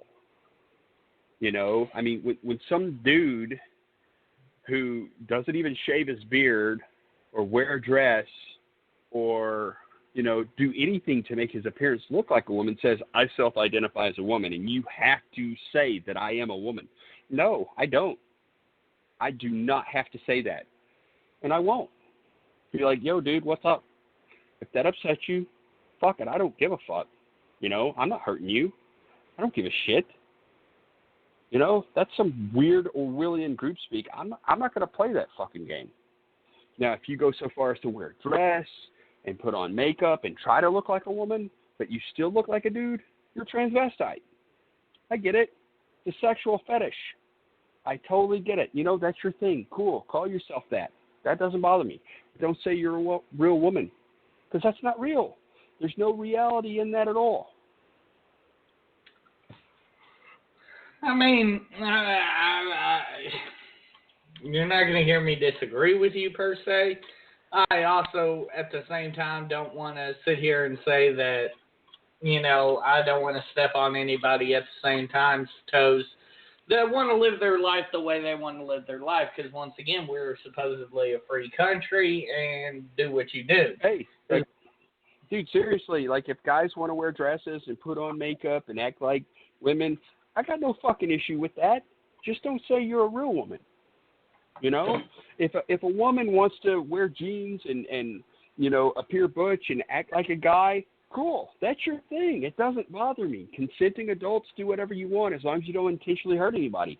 I don't give a fuck. But don't tell me you're a real man. Because that's not how life works. That's not logical. That's not reason. You're not using your mind there. You're making shit up as you go, and you're trying to force people to believe your narrative. You know, it's just like a certain politician that's sitting in the White House right now saying Mexico was going to pay for the wall, and it never happened. But he's still telling people that shit. I mean, at the same time, as much as I love him, Bush said for 8 years, or, well, not 8, for what, 8 minus 3, 5 years that Iraq had weapons of mass destruction. I mean, he had intelligence saying so, but obviously that wasn't true. Right. Hey, where's our other co-host, by the way? I don't know. I know he said that he was having car issues, so I'm not sure whether he is still having issues out on the side of the road or what's going on. Right. But I guess we're not going to have him on this episode. I guess not, because it's been a little heavy tonight. We hadn't had all the humor that we usually have. Right. Well, I mean, we've pretty much gone through just about all of our humorous topics, except for the one that he wanted to discuss, obviously, about the air in the bag of chips. And, yeah, that pisses me off, but I don't think I can go off on that for about 30 minutes. So let's go ahead and do a headline check. Let's see what's going on. All right, go ahead. Trump has spent far more time at golf clubs than Obama had at same point. Who gives a fuck? U.S. COVID-19 death toll approaches 100,000. Yet again, I would just like to say that is a rather small number compared to how many people are actually in this country. But with that being said, I will ask you this: did you see the picture of the people on Lake Hamilton not adhering to social distancing? I was going to bring that up earlier. Lake Hamilton and Lake of the Ozarks, that water park.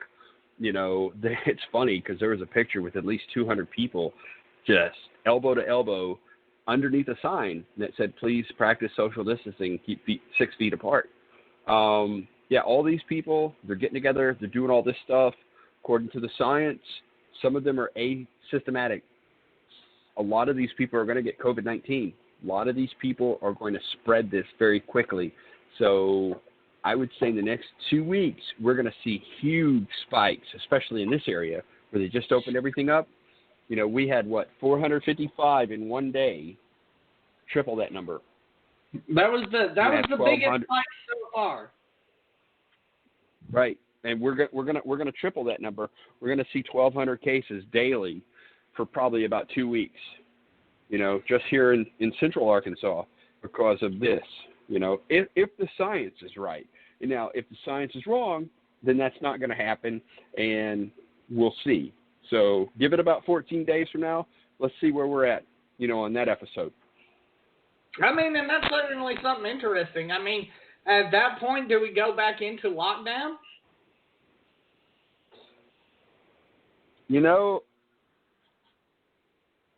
Old Trump says that we're not going to, no matter what. He wants to steam ahead. And I've seen reports where he said we will not do a second lockdown. And, my wife and I, we've sat around, we've talked about this. I would say that my wife is a true in-the-middle, left-leaning moderate, where I'm more of a progressive. Right. And when we've talked about this shutdown, how much harm has it done instead of good? I think it's done a lot of harm. I think that millennials are going to be hurt the worst as far as like their retirement, their ability to buy homes. How many people have lost their jobs and these jobs are never going to come back? There's a lot of people. Hold on though. At the same time, you talk about buying homes. Isn't the housing market and loans right now, I believe whenever my job, right before my job went into shutdown mode, which we still are, by the way, they actually, the interest rates on them were damn near zero. Right? I mean, they are damn near zero, but if you're not working, how do you get a loan, a home loan? True. If your job is going away permanently and it never comes back, what are you supposed to do? In America, we got a $1,200 stimulus check. In Canada, they're getting $3,000 a month for the next 6 months, and may get more. In Great Britain, it's even more than that. Obviously, we're talking about Arkansas because that's the only place we've experienced thus far. But I mean, really, $1,200, and we've been in quote unquote shutdown or quarantine quote unquote for a month. I mean, that is pretty much a month's pay. It's been about 2 months, man. Has it been 2 months? Good Lord, I'm losing track of time. It started in March. Good Lord. We're in Good May. Lord. We've been at home too long. Right? And like a lot of people have lost their jobs. And what's the price that we're paying to save baby boomers? Baby boomers that they grew up in the 50s, they had the best of the best, they had unions, they had, a lot of them had free college education, a lot of them had pensions, a lot of them have things that we don't have anymore. They get Social Security, they get Medicare, they get Medicaid. They don't care that Congress is trying to take those things away from everybody else. They don't give a shit because they've gotten everything that they can. The baby boomer generation really pisses me off because, back in the 60s, the Vietnam era, the late 60s, they were all about peace, love, and hippiness and all this bullshit. But, once the war was over and they became yuppies and they started actually making money and investing and saving, here they are. Now they're all at retirement age, and now we have this government shutdown to save all of them. But for what? They fucked everybody. They fucked the whole fucking nation. Now, some people may say I'm cruel, inhuman, whatever. No, I mean, they really are. If it weren't for them, we wouldn't be in the boat that we are right now. Or am I wrong? I mean,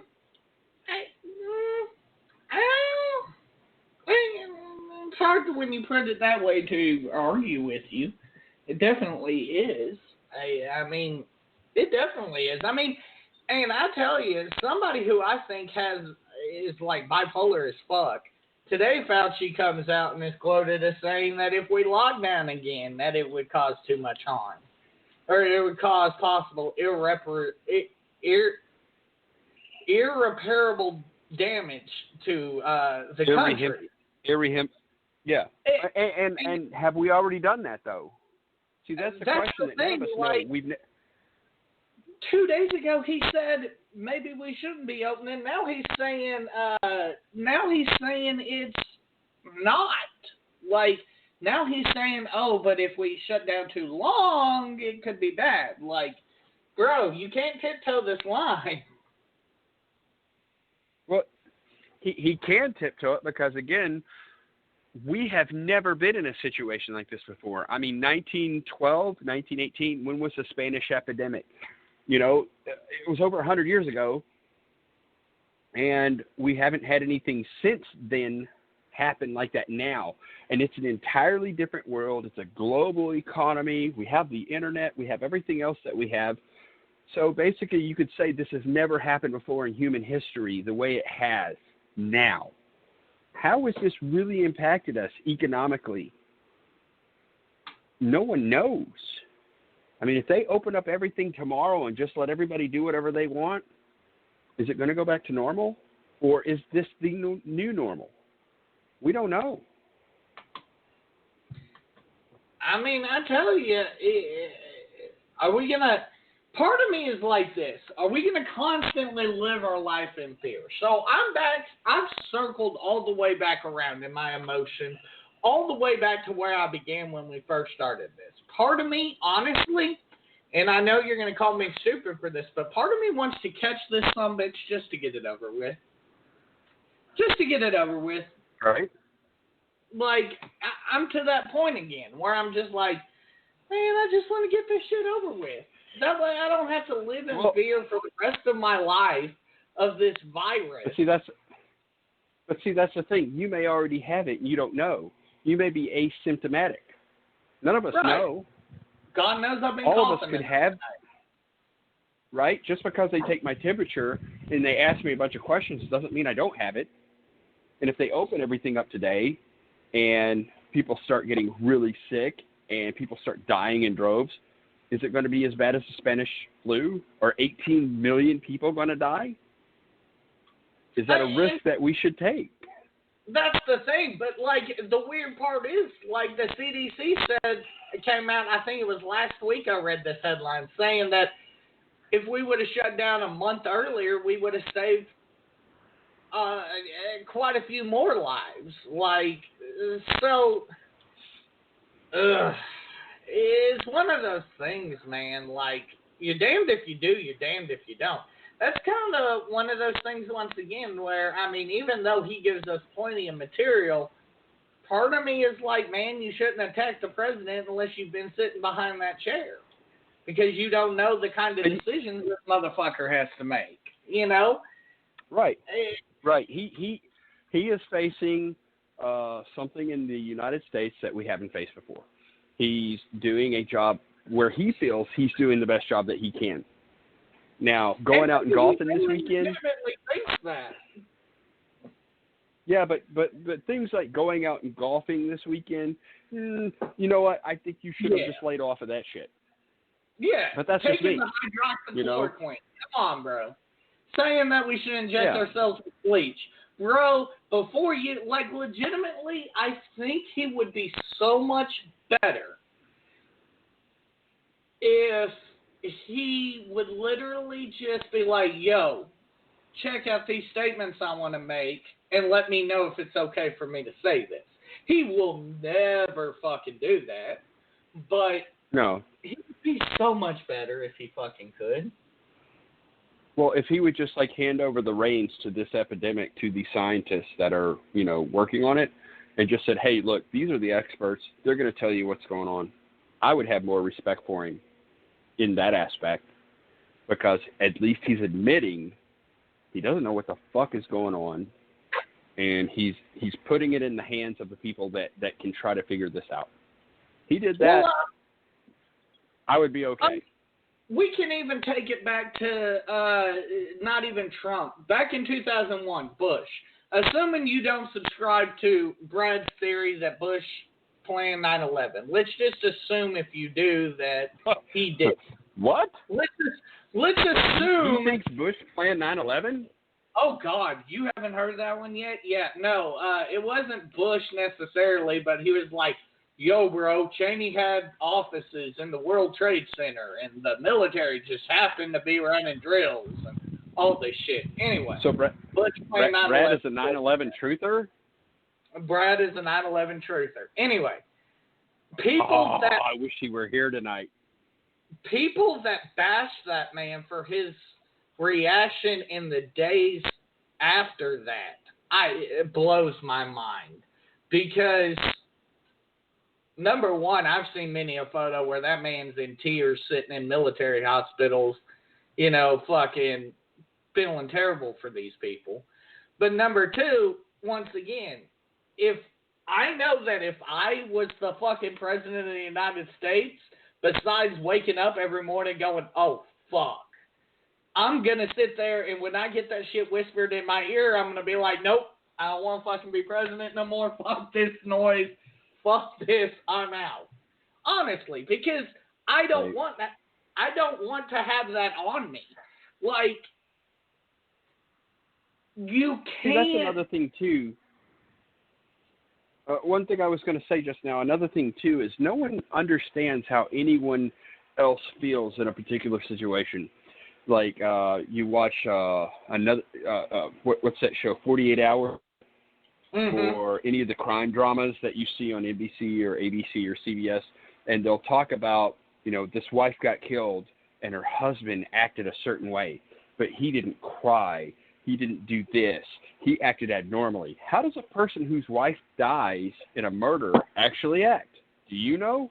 I don't know. True. How would I act? I don't have a fucking clue. I mean, It's pretty evident. People fucking talk about this all the time, how people grieve differently. It's pretty fucking black and white in any fucking psychiatric magazine. But, Sean, I mean, we can even go and extend this, and I know you're going to disagree with me, but we can even go and extend this to the talk about certain. I want you to understand me when I say this, because I know as soon as it comes out of my mouth, you're going to hop off of me, or hop all over me. The certain police issues. So, a lot of people say that policemen have quick trigger fingers, right? We'll just take that. I would say yes. Yes. But Sean, where do what did a lot of policemen do in their former career? Because they haven't been policemen in their whole lives. Where does the police? It doesn't matter. Primarily recruit? It doesn't matter. But my thing is it's this. the training. That they're former military. I know where you're coming from. How can you train that out? Because you're exactly the same way that they do in Great Britain or Sweden or France or Norway, over in European countries. And these are countries that have been around hundreds of years longer than we have. They've been dealing with police issues for hundreds of years, sometimes thousands of years, right? They teach their police. Well, first they hire police that are highly educated. They don't just hire some Joe off the street, give him 8 weeks of training, give him a gun, and say, hey, make sure you come home every night. That's bullshit. That should never happen. They get people that have an education, okay, because, most people can do that in European countries. They teach police to de-escalate situations instead of react to situations. And they're highly successful at this. At the same time, I think this whole situation extends. So, Sean, let's say me and you can you honestly tell me how you would react if you walked up to somebody's door as a police officer? You walked up to somebody's door on a normal traffic stop and they started reaching for something that could potentially, and I've thought about this before because it's not necessarily the same situation, but we had an issue where somebody jumped the rail at our show and one of our wrestlers just beat the shit out of dude. Because, like, as he told me later, you never know what that person has in their fucking hands. They could have fucking hurt me, legitimately. But exactly the same point goes here. I don't believe that you can tell me how you would react in that situation. You wouldn't be like, whoa, whoa, whoa, whoa, whoa. Calm down. Don't reach like that. Stop reaching. Oh, you've got a gun now. Oh, I'm shot. You've got to make split-second calls at the same time. Yeah, but you could also stop a car. No, wait. You can also stop a car and have the driver get out of the car from your car because you have a loudspeaker. Driver, get out of the car. Driver, get on your knees. Driver, put your hands behind your back. Before you even approach them, you have another car come up, and both of you go up there. Right? Time out. Hold up, Sean. This is the same, though you're saying that works in these situations, that there are people that don't even want to hand over their motherfucking driver's license nowadays. You're telling me that they're willingly going to get out of that vehicle? And if they don't, then what should you do? Shoot them? No. Then what? But what What's I'm the saying answer? is, exactly, that's my point. You're putting we have a police force in this country that brutalize and terrorize citizens. But Sean, you right? just said it. Sean, you just said it. Tell them to get out of the vehicle. Well, 90% of people are going to be like, 90% of people today are going to stick their phone out the motherfucking window and be like, I'm recording this, I'm recording this, I'm recording you. And then they're going to be like, okay, I don't want to get out. Why am I being pulled over? I don't want to get out. Okay, so what's wrong with that? But what's you wrong just with said, that? But at the same time, Sean, you just told me that you tell them to get out of the vehicle. So what does that accomplish? So what do? You call other police cars, you block that car in so that they can't go anywhere. Wait it out. Eventually, a motherfucker will get tired, right? Why am I being detained? Right? Am I being detained? Doesn't matter. But what I'm saying as is long as you go about it peacefully and you de-escalate the situation without violence, you should be able to do that. Unfortunately, a lot of our police use violence, and that's why people question them. That's why people act that way. Am I being detained and doing all this shit? If the police would de-escalate situations and treat people with decency and respect, I don't think we'd have such an issue like we do. I don't think all police are this way. Once again, like I said, there are douchebags. Well, I don't either. For 100% fact, there are fucking pieces of shit out there. But yes, there's also fucking people out there who try to go about their day. And unfortunately, that's the thing that bothers me the most, is the pieces of shit are the people that are making it hard for the people that are literally just trying to do their job. I had a gentleman that I'm friends with. I'm not going to say his name, but he got pulled over in a town here in Arkansas, and he was stopped. And the gentleman, he was like, "Hey man, I got a concealed carry." He's a minority individual. He said, "Hey man, I got a concealed carry. I'm coming off of this security job. I just want to let you know." And the guy was like, "Hey, cool, that's awesome. Just step out of the vehicle, let me see what you got, etc., etc." This bitch pulls up. Some other chick pulls up and fucking comes down and fucking tases his ass because he fucking was standing there with his fucking hands up. So trust me when I say there are situations where there's somebody trying to just do their fucking job, and then there's situations where people are just douchebags. And unfortunately, but then you have situations where, okay, but you do have a situation like recently within the last few years, you had, a young African American man with his girlfriend in the car with him, had a baby in the back. He got pulled over by a cop, and he tells the cop, "Hey, I have a concealed to carry, license, and I have a gun in the car." The cop shot him. Yeah. The cop shot him within 10 seconds of him saying that.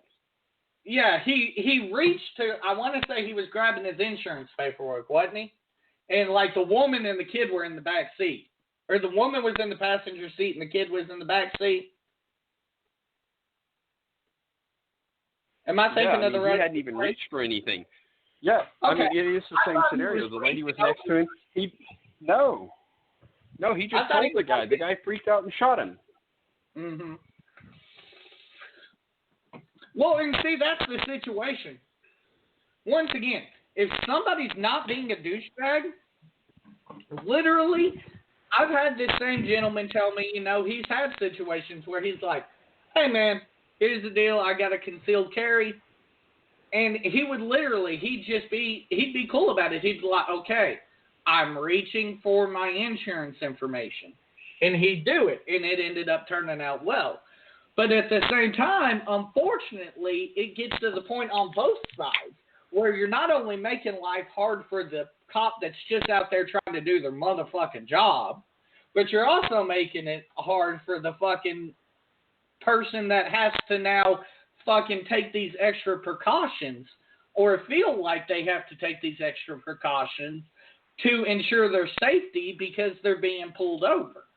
It's just how about the guy sleeping in his own bed next to his EMT girlfriend, and the cops serve a warrant on the wrong house, and they come in firing as they come in, shooting 20 shots, killing her, and he gets arrested for attempted murder because he's in his house with a legally registered weapon. And yeah, I mean, I would do the same thing. Bang, bang, bang, bang. Who the fuck's coming in my house? I agree. Luckily, he's been released, but at the same time, I would also kind of like to see them cops be charged, honestly, because those cops won't be charged. Cops never get charged for shit like that. Cops make mistakes every day. Cops kill people. Cops cause car accidents that kill people. They brutalize people. They don't get charged. You used an So, I don't know how you can fuck up that bad, though. Like, how can But you it happens fuck all the up time. that bad There was a grandmother. There was out in a house that isn't even the right house. How can you fuck up that bad? I've heard about this today. It happens every day in minority communities in America. There was a grandmother in Chicago just a few years ago that became a high-profile case. The police came through her door, and she was like, "What the?" And boom, boom, boom, they killed her. Wrong house. They were trying to serve a warrant for drug charges. They tried to play it all off, like, "Oh, yeah, it was this one, whatever." And as it turns out, it was a big fucking mistake. None of them got charged with anything. They got away with that shit. And it And I mean, if I were to say this, so part of me thinks this is a dangerous precedent because I would hate to see anybody charged with murder for a mistake, but you're talking about a mistake that cost somebody their fucking life. At the same time, right? You look at it, and for example, I'll equate this to my military career. If I were to make a mistake on an aircraft that caused that aircraft to have an issue in flight, and it crashed, and and somebody died, and it was traced back to me, you would go to jail. I go to prison for murder. Yes. If someone died on my job because of something that I did or someone that I'm responsible for did, I would be fired and possibly put in jail. But police, that doesn't happen to them. And here in America, the police can kill people for literally being black, jogging all black, being a kid in a neighborhood while black, Walmart with a toy gun while black. I mean, and I know I'm pissing off a lot of people that listen to this, the 5 people that do. But, and people wonder why African Americans give the police an attitude. I mean, because they get killed. Oh, my God, it's the same. My thing is this, if somebody's not giving you an issue, once they start giving you an issue, okay, start being a douche right back to them. But if they're not giving you an issue, then don't be a dick right off top to them. But anyway. Well, I'm not going to be a dick to somebody that's got a gun. But you know what I mean. Don't be, if somebody's like, hey, man, I pulled you over for such and such, let me go ahead and see your license and registration. Don't be like, why the fuck you need to see my license and registration? Motherfucker, you know how this works. But anyway, back to our conversation and what I was about to say, because I'm about to agree with you somewhat. My thing is this. I'd like to see the situation with the lady cop in Dallas. I'd like to see that almost become the precedent for the situations as we move forward. I mean, Sean, you mentioned that it's just cops, though. It's not just citizens, for example. I just read a story this morning about a African American cop that literally there was a shooting. He was searching for casings. He had a flashlight. And somebody called the motherfucking cops on him and said, there is a black gentleman here acting suspicious with a flashlight, shining it in people's windows. That's unacceptable.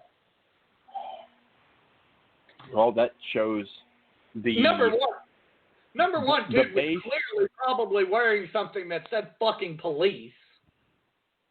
Yes, but it just goes to show that there is a base racism integrated into the foundation of this country, where white people are so goddamn afraid of black people, they will call the police for any fucking reason to keep the blacks out of their area. I wouldn't necessarily agree with that. I think that's a generalization, but I will say this much. I will say that there is a certain sect, and a lot of them are part of Cult 45, that will. I mean, they call people Karens now on Facebook, and God knows Karens exist in this world, and they need to be. Right. They need to. Oh my God! Like, there's no point to live your life with that in your fucking heart. That doesn't speak for me, though. And that's what bothers me is when people say that as a white race we're just fucking inherently gonna fucking hate black people. No, I have no fucking problem with black people. I don't have a problem with anybody that's pink and purple polka dots. Whatever the fuck you are, fucking live your life, be a goddamn good person. You go back to the beginning of this fucking show and do your deal. But at the end of the day, like, fucking no. Like, the people that are the quote-unquote Karens of this world,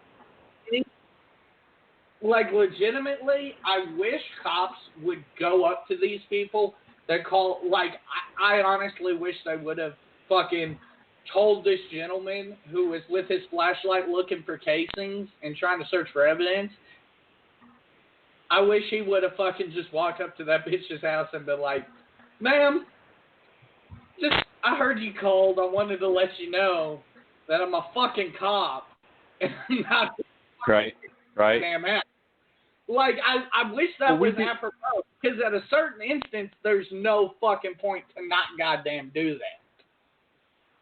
Well, we live in a state that has tried to regulate through laws, legislation, that people not wear their pants in the LA SAG with the pants down below the ass, right?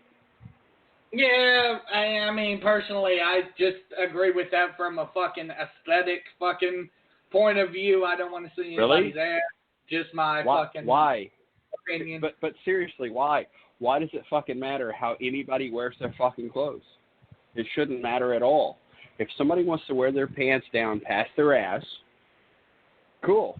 What does it bother anybody? It doesn't bother anybody. In all honesty, It doesn't But it bother does. anybody. It's just like, bro, come on now. Part of it is I almost feel sorry for him because I'm like, bro, have a little respect for yourself. Come on now. Because what's wrong? Wait, how are they disrespecting? When I see something like that, though, Sean, when I see something like that, I'm like, bro, if you walked into an interview like that, what the fuck's the first person? What the fuck's somebody gonna think about you? I don't know. What would you think about someone that had their pants down past their ass in a job interview? I think I would ask them the interview questions. I would actually ask them the interview questions. Yes. I've been in that situation where someone showed up to a job interview in a wife beater with shorts with their pants down past their ass, okay? Because it's all they fucking had. That's what they're used to doing. And I interviewed this person. Turned out to be one of my best employees that I ever had. But I gave him a fucking chance. But at the same time, my thing would be this. Number one, you've got to put out a professional image as an employee of a certain company. What if you don't have a professional image? What if you're a single mother and your babysitter just happens to blow you off the day of your interview and you bring your kid to your interview?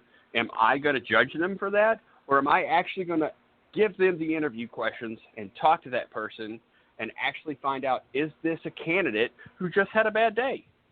Sean, there's a big difference between not putting on a goddamn belt and having an issue with your child. Is it? I think there is. I don't think we should judge people by what they actually want to wear or how they want to wear it or express themselves. I don't know. I mean, once again, I don't know. I just want better for people. I just want people to fucking... Wait. You say you want better. What's wrong with having your pants around your ass? Is there something wrong with that? Is it fundamentally wrong? Let's say this same person comes into an interview with a Fortune 500 company, and they say, hey, I want you to be the face of my fucking company, but I can't have you pulling your goddamn pants down below your ass. I need you to go fucking buy a belt. Okay. So Then back go in the 20s and 30s, in the 20s and 30s, everybody wore a goddamn suit, right? Yeah. Should we go back to that? In certain instances, I don't see why it would be a problem. If you get to a certain level, I don't see why it would be a problem. Hell, nowadays, once you get to a certain level of job, minus gas station clerks, anything minimum wage. Once you get pretty much above that, it's business professional or business casual at the least. So you're required to wear... So Jay-Z walked into your business with his pants past his ass and said, hey, man, I'd like to talk to you about a job opportunity. Are you going to turn him away because his pants are hanging off his ass? Or that's fucking Jay-Z. He can do whatever the fuck he wants. You're going to say, absolutely, I'll talk to you, sir, because he's a goddamn billionaire. Sean, now you're just saying he has a separate set of rules because he's a billionaire. No, I'm not saying he has a separate set of rules. I'm saying your perception changes because he's a billionaire. I disagree. I wouldn't. I'm not hiring Mr. Jay-Z. And yet again, if Jay-Z sets the dress code for his business. Jay-Z's not walking into another business. I guarantee you Jay-Z is not walking into a business meeting with some of these high-level professionals. And trust me, I've seen Jay-Z in suits. Jay-Z wears a lot of suits nowadays.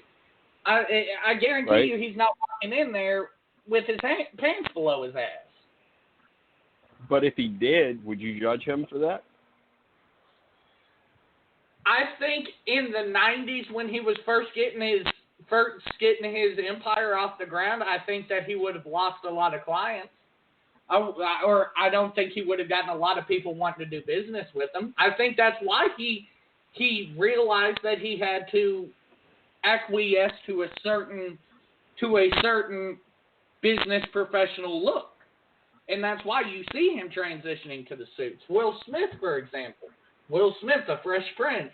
Same situation, was in rap. Now you hardly ever see him without a suit. Diddy, Sean Puffy Combs. Same situation as Jay-Z. One of the biggest fucking moguls in the business, in the music business, got there because not only his acumen, but also because of his appearance, how he presented himself. Right. But still, I mean, that's just I just don't think we should judge people for how they dress. I mean, some people like it. Some people say it's fashion. I mean, Jesus, we had mullets back in the 80s. Nobody fucking told us that it was wrong and we couldn't do it. They should have, but they didn't. But at the same time, once again, Sean, I'm sure you've heard this. Dress for the job that you want, not the job that you have, right? And then okay, so I never heard this till I started working at the place I'm working now. But ABI, always be interviewed. Uh-huh. So, I mean, that's my thing. At the same time, if you dress a certain way, if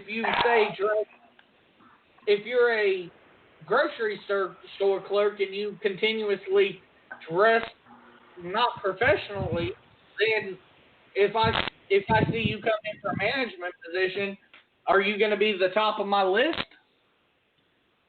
Professionalism is a perspective. If I'm going to dress according to the job that I want, dude, I'm wearing flip-flops, shorts, no underwear, and a fucking, wife beater. Why? Because I want to be Jimmy Buffett, man. Yeah, true. You know what I'm saying? I agree, though, Sean. That's the thing. It's all perception, man. I mean, just because somebody has their pants past their ass, it doesn't make them a bad person. That's just what they like to do. There's nothing wrong with it. We shouldn't legislate that. And I hope you don't think that that's what I'm saying. I'm just saying that. No. I would rather you just say, hey, I don't like it, and I wouldn't do that myself, but if somebody else wants to, cool, that's on them. Inherently, I want to see everyone succeed. So inherently, I know that there is a status quo. You little communist. I know that there's a status quo out there that if you want to move up, like if I walked into an interview for a management position at my job, which I'm working towards right now, right. I came in dressed like I fucking just got out of the fucking working in my house and fucking had mud all over me and shit. My fucking boss, number one, my manager's going to look at me and say, Michael, you motherfucking moron. What the fuck were you thinking? Wash your goddamn clothes. What the fuck? No matter what I say. Well, he's a bad boss. He's a bad boss. My boss is awesome. I love my boss. But he's going to look at me because he wants more from me. He wants me to take his. He always tells us, the same as you always told us when I worked for you, always be training somebody to take your job so you can move up. And that's his same situation. Yeah. Well, I always wanted to teach everyone everything that I know so that they could take my job when I move on, right? Which I did eventually move on, and someone should have taken my job. You see what I'm saying? Yeah. God bless. But I wouldn't judge it. That more recently. Ha! I haven't been there in a long time. That's crazy. It's gone downhill, Sean. It needs us back. Oh, well, they'll never see me. It's okay. Oh, I completely agree. Well, I'm really, dude, we've been on here for like 2 hours and 10 minutes, and Brad didn't show up. I'm really sad. I'm very sad because we were a little bit more serious than we normally are. I do apologize to everybody for that. Of course, Michael and I do that. We try to keep it lighthearted, but we kind of hit heavier issues. Absolutely, but I enjoyed every minute of it, and I hope our listeners did as well, because I had a fun conversation with you. You know, it was definitely interesting to talk not only about the religion. We covered a lot of stuff tonight. We went from religion to pants hanging down below your ass. Right? Well, I'm sure that dude on death row up at Tucker, you know, he probably rubbed one out while we were talking about that shit. Probably, but I guess, Sean, let's go ahead and I'll let you wrap us up, and we'll get out of here. All right, so this is Sean Castleberry and Michael Carnahan with the American Idiots. We will be back next week, 8 p.m. on Monday evening. We have, tried to entertain you as best we can. If we didn't, we're not going to apologize, because that's what we do. Anyway, have a good week. We hope to see you next week. Talk to you later. Have a great one.